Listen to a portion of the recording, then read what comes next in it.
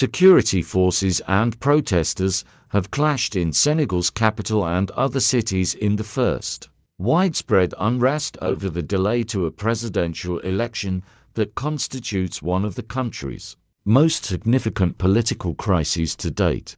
Riot police in Dakar fired tear gas, stun grenades and what appeared to be rubber bullets at large crowds of protesters who set up roadblocks, burned tires and threw stones. Some of the demonstrators waved Senegalese flags, while others shouted slogans such as Macky Sall is a dictator.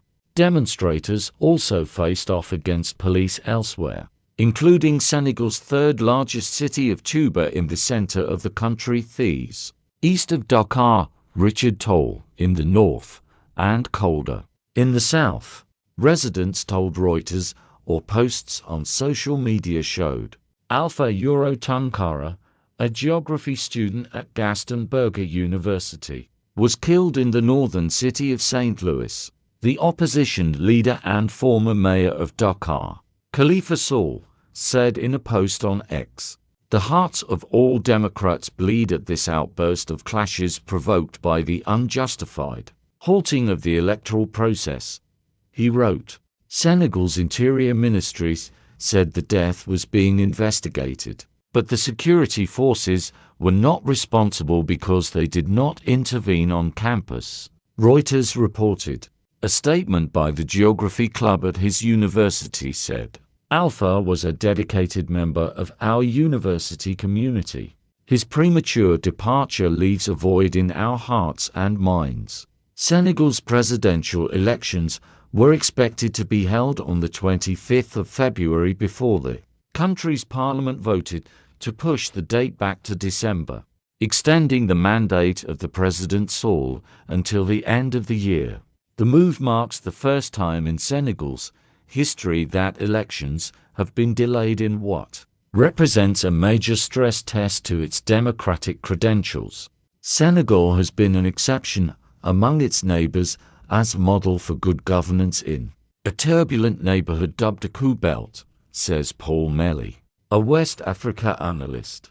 Senegal is totemic and is generally regarded as a country which plays by the rules. He said, adding, "The present crisis really stands out, as no election has ever been postponed." Sall, who came to power in 2012 and has reached his two-term constitutional limit, said he had delayed the vote because of a dispute over the candidate list that threatened the credibility of the electoral process. The delay has provoked criticism from Dakar's partners, who warned the outgoing president against resorting to extra-constitutional means to remain in power. The West African bloc ECOWAS called on Senegal's political class on Tuesday to take steps to urgently restore the electoral calendar, and urged law enforcement agencies to exercise restraint in dealing with protesters. The EU expressed concern about any de facto attempt by Sall to extend his mandate, and the State Department said it was deeply concerned by actions taken to delay Senegal's February 25 presidential election. Several opposition figures have rejected the delay, including the former Prime Minister and once close ally of Sall, Aminata Touré, who accused the president of tarnishing in the process the image of our democracy, once respected everywhere. Khalifa Sall has called recent events an institutional coup. Anta Boubacar Ngom, a presidential hopeful on the list for the final 20 candidates, told Al Jazeera that she believes the delay is a cover for Sall to secure himself a third term. "This has not even become a political question. This a human rights question. This is a fight for our democracy. This is a fight for our sovereignty and we have to say no," she said.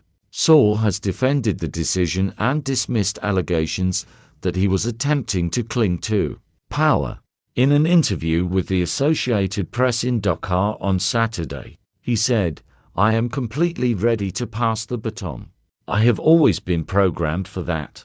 I am absolutely seeking for nothing except to leave a country in peace and stability." Demonstrators have been pouring out onto the streets since the decision was adopted by Parliament last week, often clashing with police.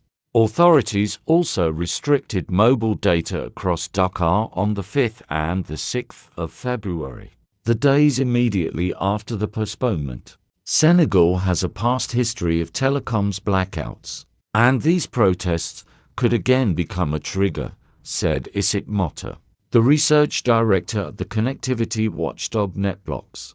Assata Tall Saw, Senegal's justice minister, hit back at critics of the postponement in an interview on Friday, accusing them of acting in bad faith. My response to these people is to tell them that the initiative was a parliamentary initiative by a group in the National Assembly, which is even an opposition group, she said. The postponement bill was approved by 105 MPs in the 165-seat parliament on Monday, after security forces broke up an attempt by a group of opposition members to stop the vote and dispersed small-scale protests outside with tear gas.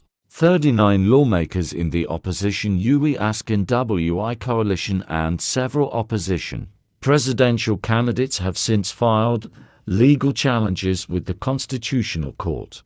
The Justice Minister said legal challenges did not fall within the Constitutional Court's jurisdiction. The postponement of the presidential election was carried out in full compliance with the Senegalese constitution, she said. Saul did not specify which legal routes were available to challenge the decision, but said the fact that opponents were turning to the courts meant we are in a functioning democracy.